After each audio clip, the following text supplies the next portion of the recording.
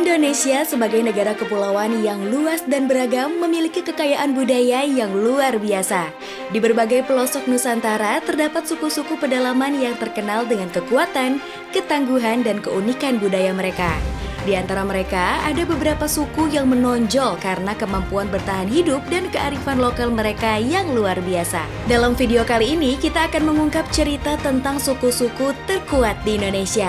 Suku-suku yang tidak hanya kuat secara fisik, tetapi juga memiliki kekuatan dalam tradisi, budaya, dan kearifan lokal mereka. Tapi sebelum kita bahas, jangan lupa buat like, komen, dan subscribe ya sob. Jangan lupa klik lonceng biar kamu terus dapat notifikasi dan gak ketinggalan Nusantara in Numbers.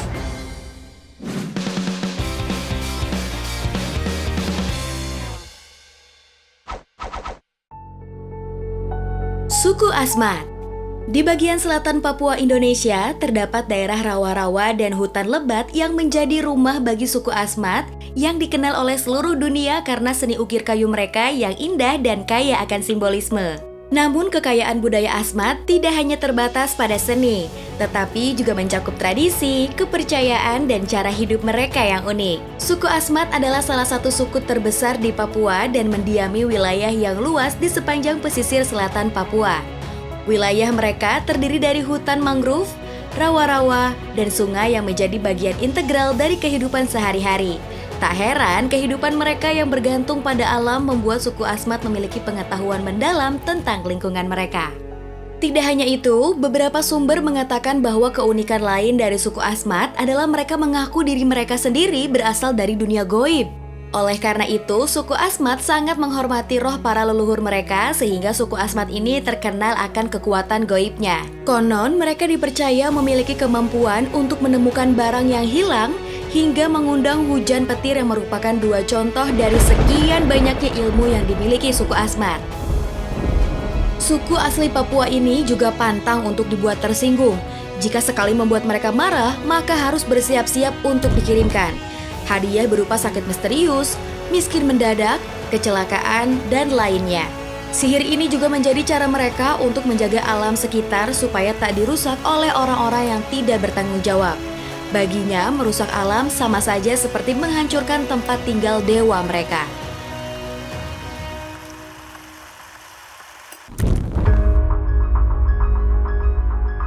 Suku Dayak. Tersembunyi di antara hutan hujan tropis Kalimantan yang lebat, hidup suku Dayak yang memiliki warisan budaya yang kaya dan beragam. Suku Dayak terkenal tidak hanya karena kemampuan bertahan hidup mereka yang luar biasa, tetapi juga karena tradisi dan kearifan lokal yang telah diwariskan dari generasi ke generasi. Suku Dayak hidup harmonis dengan alam. Mereka memanfaatkan sumber daya hutan dengan bijak untuk bertahan hidup. Kehidupan mereka sangat bergantung pada pertanian, berburu, meramu, dan menangkap ikan. Tidak hanya itu saja, suku Dayak selalu mempunyai hal menarik yang bisa ditelusuri, seperti cerita di mana suku Dayak mampu membuat penjajah Belanda bertekuk lutut karena saking ngerinya suku Dayak di mata para penjajah tersebut.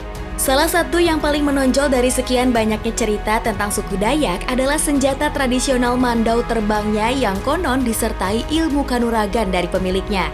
Ilmu mandau terbang ini dahulu digunakan para leluhur suku Dayak untuk berperang membantai para musuhnya. Bahkan sampai saat ini ilmu tersebut masih diwarisi oleh beberapa orang tertentu saja. Gak cuman itu, menurut beberapa sumber, suku Dayak memiliki pasukan hantu, yang konon pasukan hantu ini adalah perkumpulan dari arwah leluhur suku Dayak yang dipanggil kembali untuk melindungi bumi Borneo dari bahaya yang mengancam. Suku Kajang.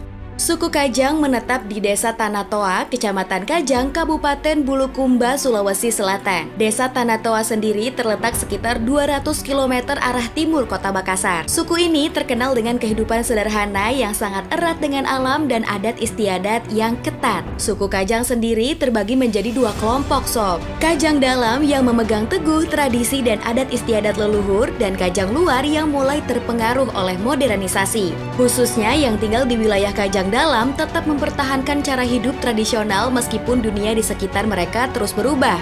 Karena bagi masyarakat Kajang dalam, mereka mempercayai bahwa benda-benda yang berbau teknologi bisa memberi dampak negatif dalam kehidupannya. Suku Kajang hidup dengan filosofi Pasang Ri Kajang, yang berarti petunjuk hidup yang diwariskan oleh leluhur. Filosofi ini menekankan kesederhanaan, kejujuran, dan kehidupan yang selaras dengan alam. Menurut sejumlah informasi, suku yang identik dengan pakaiannya yang serba hitam dan terkesan kalemnya ini ternyata merupakan salah satu suku yang ditakuti di Indonesia dengan ilmu sihirnya yang disebut Doti. Doti ini konon biasa digunakan untuk menyakiti bahkan menghilangkan nyawa orang lain.